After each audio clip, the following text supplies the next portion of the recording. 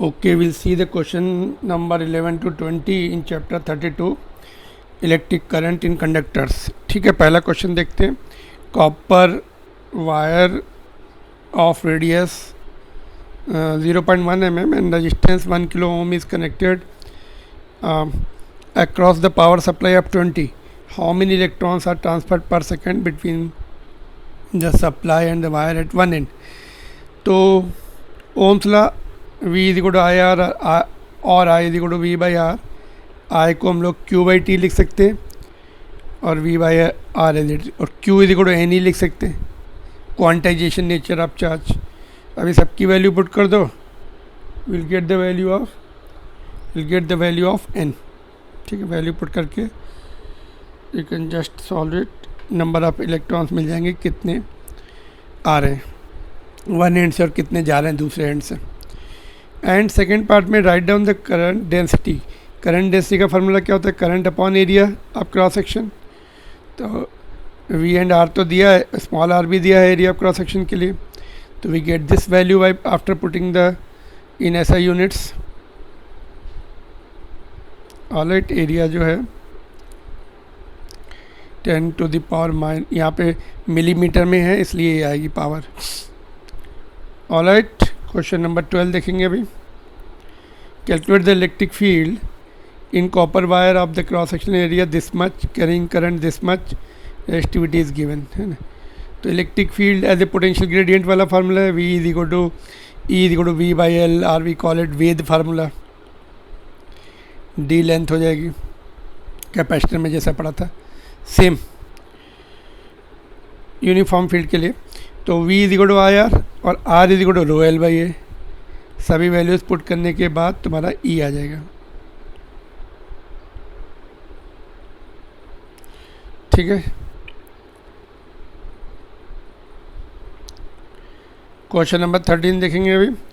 Wire has the length this much and distance this much, find the electric field.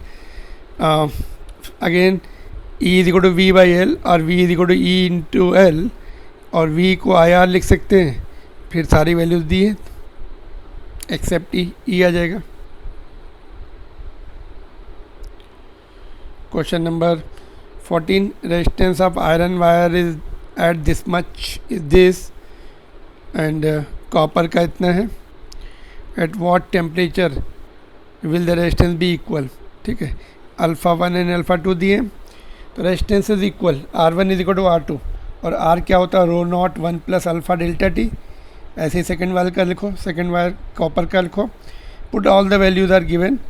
Simplify करने के बाद तुम्हारा final temperature 84.5 आ जाएगा। ठीक है, it is the temperature dependence of resistance, है ना। ऐसे फार्मूला सीखा हमने, R T is equal to R not 1 plus alpha delta T. ये फार्मूले से जो कंडीशन दी है इक्वेट करना है, इक्वेट करके सिंप्लीफाई कर लो। सेकेंड टेम्परेचर निकालना है, दोनों का इनिशियल टेम्परेचर 2020 है।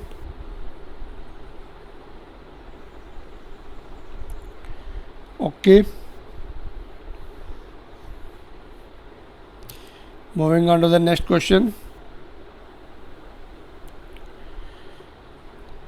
The current in the conductor and potential difference across the ends are measured by the ammeter and voltmeter. The meter draws negligible currents. The meter is accurate but voltmeter has zero error. That is, it doesn't read zero when no potential difference is applied. तो ये तो ज़्यादा indicate कर सकता है से potential difference नहीं लगा रहे तो उस समय हमेशा ये 1 वोल्ट दिखा रहा है या -1 वोल्ट दिखा सकता है। दोनों पॉसिबिलिटीज़ हैं। हम लोग ज़्यादा लेके सॉल्व कर रहे हैं, अगर प्लस आ गया तो it is all right, minus आ गया तो कम दिखा होगा। Calculate the zero error if readings of two different conditions are this much. तो रेजिस्टेंस तो एक ही है, उसका वैल्यू तो वही रहने वाली है ना। रेजिस्टेंस अबाउट 10 ओम का है तो वो तो वही रहने वाला है। तो डिफरेंट उसमें मेजर कर रहे हैं तभी भी सेम रहने वाला है। तो V1 R is equal V1 by I1। Second case में it will be V2 by I2, both will be equal to R because resistance has got its own value. तो हमने इमेजिन किया एक्स्ट्रा एडिट करा, इधर भी plus x हो जाएगा, यहाँ भी प्लस एक्स हो जाएगा। नाउ बाकी वैल्यूज़ करंट को एज इट इज़ पुट किया बिकॉज इट इज़ एक्यूरेट। ठीक है, तो यहाँ पर हमने सॉल्व करने के बाद x is equal to minus आ रहा है, मतलब हमने एज्यूम किया कि ज़्यादा रीड कर रहा है बट एक्चुअल में कम रीड करेगा, तो इसलिए 0 error 0.4 minus sign means it will indicate less by this much value. हमेशा वो माइनस, मतलब वोल्ट मीटर नहीं भी लगा हुआ है तो उसमें 0 से लेफ्ट साइड में उसका पॉइंटर होगा माइनस समथिंग माइनस 0.4, और 0 से राइट साइड में है अगर तो प्लस वैल्यू इंडिकेट करिए, एक साइड की वैल्यू प्लस होगी दूसरे की माइनस होगी, थोड़ा सा 0 से नेगेटिव साइड में है वो पॉइंटर उसका। Okay, figure shows an arrangement to measure the EMF E and international R. The voltmeter has very high resistance, मतलब आइडियल है वो, and ammeter has some resistance, ठीक है। तो voltmeter read this much 1.52 read कर रहा है when switch is off, ये स्विच जब ऑफ है तो इतना रीड कर रहा है, मतलब EMF रीड कर रहा है वो, ठीक है, नो करंट फ्लोज ईयर, और ये आइडियल है। When the switch is close voltmeter reading drops to 1.45, तो अभी टर्मिनल पोटेंशियल, क्योंकि यहाँ से करंट फ्लो होगा तो कुछ यहाँ पे ड्रॉप होगा तो टर्मिनल पोटेंशियल रीड करता है वो, V रीड करता है 1.45, and ammeter reads 1, find EMF and international. अब जैसे तो डिस्चार्जिंग में V is equal to E minus IR, तो V जो है 1.45 है और E 1.52 दिया है, जब स्विच ऑफ है तो EMF दिखाएगा। इसमें वैल्यू पुट करने के लिए करने के बाद R की वैल्यू 0.07 ओम आएगी।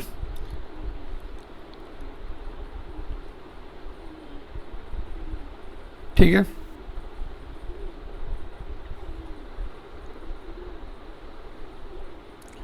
सेवनटीन देखेंगे, potential difference between the terminals of the battery is 6 volt and international 1 है, इट ड्रॉप टू 5.8 है ना, when connected across external resistance, जब करंट ड्रॉ करते हैं तो ड्रॉप हो जाता है और टर्मिनल पोटेंशियल हो जाता है वो। Find the resistance of the external resistance, तो E is given 6, EMF R1, terminal potential इतना, तो डिस्चार्जिंग में E माइनस IR आता है, तो यहाँ वैल्यू पुट कर दी, I आ गया, ठीक है। अभी यहाँ से यहाँ तक के लिए ओम्स लॉ लगा देंगे, V is equal to IR, तो I निकाल चुके, I पूरे सर्किट का था बट इतने पार्ट के लिए एक्सटर्नल पार्ट के लिए Ohm's law V is equal to IR 29 ohm. The potential difference between the terminals of 6 volt battery is this much when it is being charged by the current this much. What is the internal resistance of the battery? Charging में plus हो जाता है, terminal potential is EMF plus IR, तो all the values are given, और charging में terminal potential बढ़ जाता है as compare to EMF। Kirchhoff law से ये डिराइव कर सकते हैं हम लोग।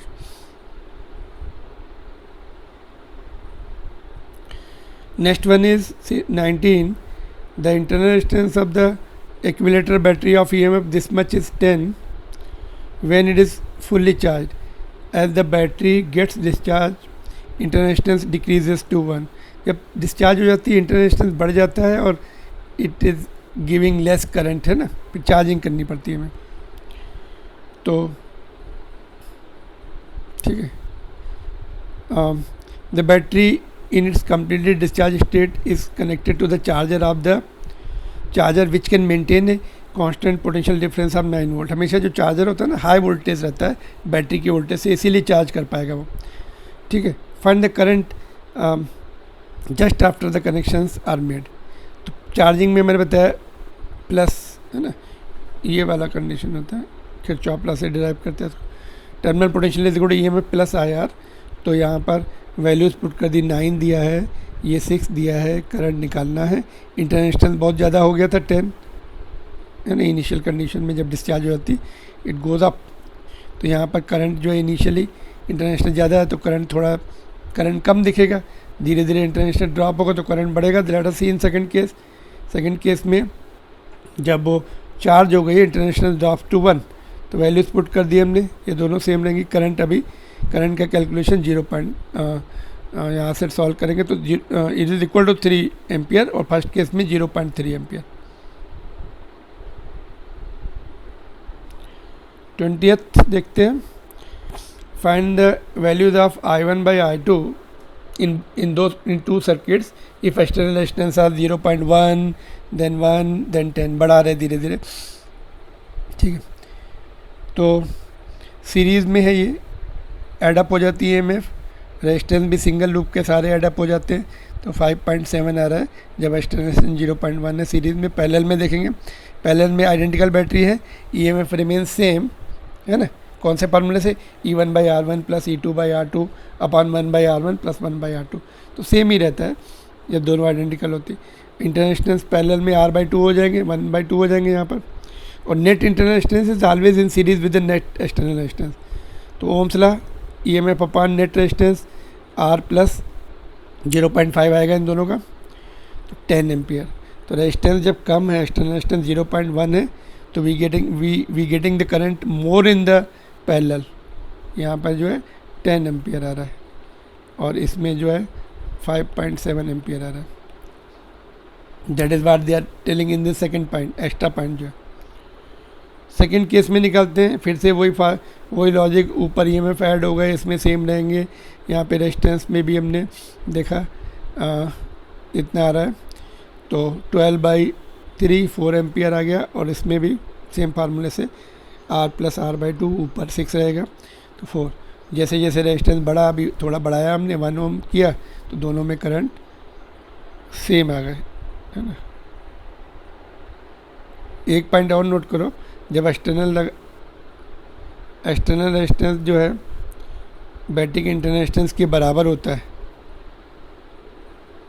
तब दोनों में करंट सेम आता है। देखो एक्सटर्नल रेजिस्टेंस कितना है, 1 ओम है, और इसका भी 1 ओम है, ये भी 1 है, ये भी 1, ये भी 1, और ये 1 है, तो दोनों में करंट सेम आ रहा है, I1 = I2।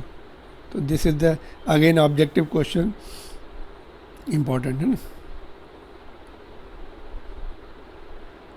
थर्ड केस में एक्सटर्नल रेजिस्टेंस हमने 10 ओम लेके गए, है ना, फिर से net EMF upon net resistance से ये आ गया 1, और यहाँ पे भी वही net EMF upon net resistance से ये आ गया तुम्हारा 0.57।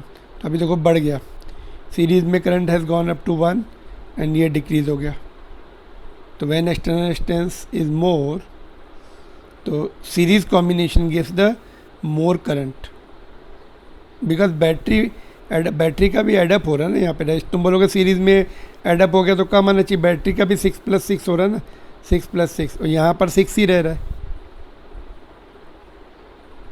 इंटरनेशनल के ज़्यादा डिफरेंस नहीं आ रहा है। यहाँ पे 2 आ रहा है, 0.5, दिस 10, बट यहाँ पर ड्रास्टिकली हमें EMF डबल मिल रहा है, इसलिए current is more in this case. That's all in this.